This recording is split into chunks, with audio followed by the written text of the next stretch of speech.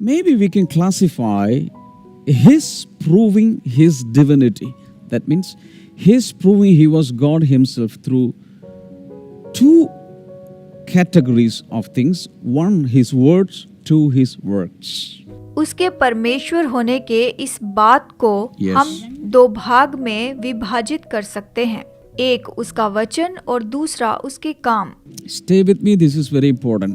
ध्यान दीजिए, ये बहुत ही महत्वपूर्ण है। If you study the genre, the writing style of the Old Testament and the New Testament, you will notice one thing. All the Old Testament prophets always prophesied by beginning with, "Thus says the Lord." But when we come to Jesus, he says, "I say unto you." यदि आप नए नियम और पुराने नियम के लिखने के तरीकों पर ध्यान दें, तो आप पाएंगे कि पुराने नियम के भविष्यवक्ता भविष्यवाणी करते हुए ये कहते थे कि यहोवा यूं कहता है, लेकिन जब हम यीशु को देखते हैं तो उसने कहा कि मैं तुमसे कहता हूँ। यीशु ने हमेशा कहा कि मैं तुमसे कहता हूँ। See, Isaiah, Jeremiah, Ezekiel, Daniel, Amos, all the prophets prophesied, "Thus says the Lord."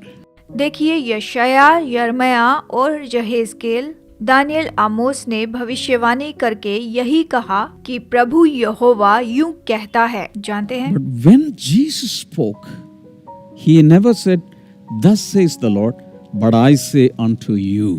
लेकिन जब यीशु ने कहा, उसने ये नहीं कहा कि यहोवा यूं कहता है, उसने कहा कि मैं तुमसे कहता हूँ, यानी मैं तुमसे ये कहता हूँ। I am the final authority.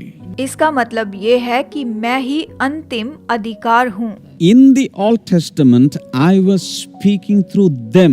Now, I speak to you directly without any spokesman. पुराने नियम में मैं उनसे बात करता था, नए नियम में मैं तुमसे बात कर रहा हूँ। मैं तुमसे सीधे बात करता हूँ, बीच में कोई दूसरा बोलने वाला व्यक्ति नहीं है। मैं सीधा तुमसे ही बात करता हूँ। Suppose you have a son. कहिए कि आपका बेटा है Or you have a daughter. या फिर आपकी बेटी है। Okay, every day you don't need to declare in your house, "I am your father. I am your father. I am your father. I am your father. I am your father." No need. But through your words, through your style, through your demeanors, through your character, your love and responsibility as a father, you're proving naturally that you are their father.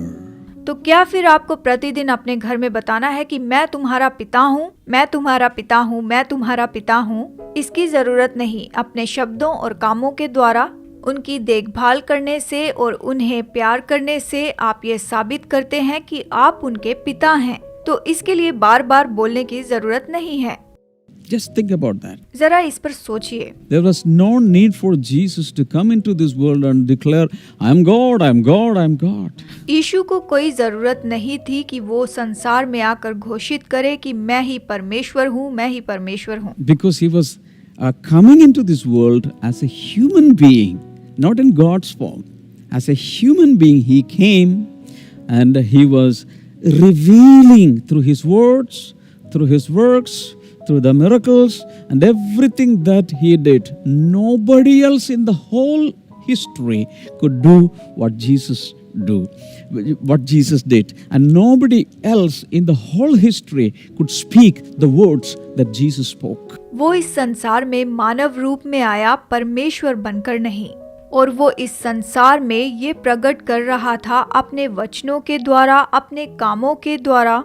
पूरे इतिहास में किसी ने भी यीशु के जैसे काम नहीं किए।